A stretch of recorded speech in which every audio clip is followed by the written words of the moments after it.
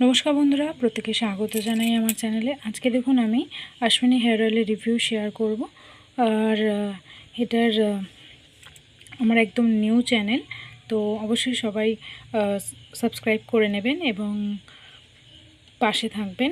তো চলুন এটার প্রাইস কোয়ান্টিটি দেখি। এটার কোয়ান্টিটি হচ্ছে 100 ml এবং এটার প্রাইস হচ্ছে 76 টাকা। এটা পুরানো প্রিন্টের।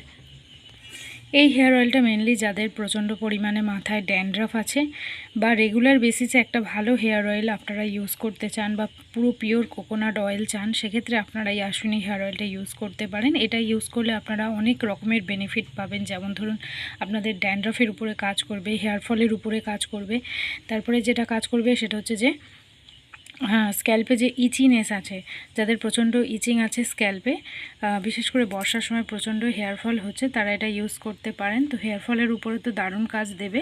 তার সাথে সাথে যেমন বললাম যে স্ক্যাল্পটাকেও হেলদি করতে হেল্প করবে এবং ছেলে মেয়ে উভয় ইউজ করতে পারেন। অশ্বিনী অনেক পুরনো ব্র্যান্ড, আমরা জানি সবাই, এবং এর অনেক রকমের প্যাকে পাওয়া যায়। অশ্বিনীর সাথে, অশ্বিনী এই হেয়ার অয়েলের সাথে আপনারা অশ্বিনী শ্যাম্পু ইউজ করবেন, তাহলে ভালো বেনিফিট পাবেন।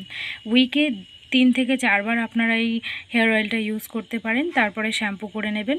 ধরুন আগের দিন রাত্রে, মানে শ্যাম্পু করার আগের দিন রাতে আপনারা হেয়ার অয়েলটা ইউজ করে নিলেন।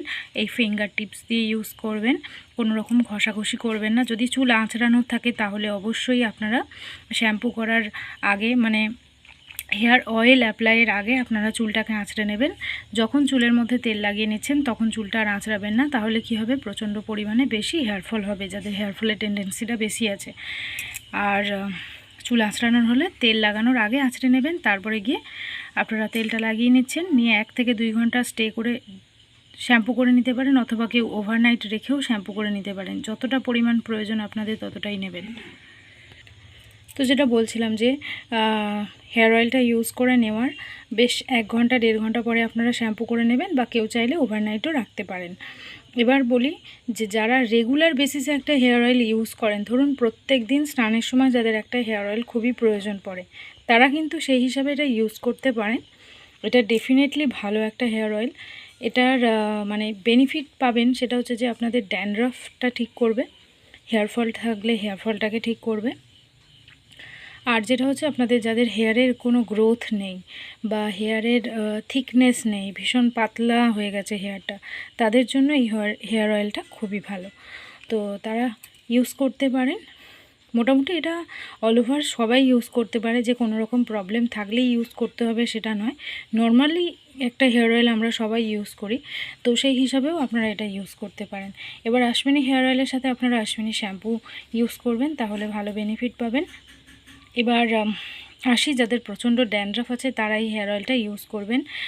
অথবা আর কি ইউজ করা যেতে পারে, যাদের প্রচণ্ড ড্যান্ড্রাফ আছে আমি সাজেস্ট করব অশ্বিনী যে রিঠা রেঞ্জ আছে, রিঠা শ্যাম্পু এবং রিঠা কন্ডিশনার আছে, আপনারা সেই রিঠা শ্যাম্পু রিঠা কন্ডিশনারটা কিনে নিতে পারেন।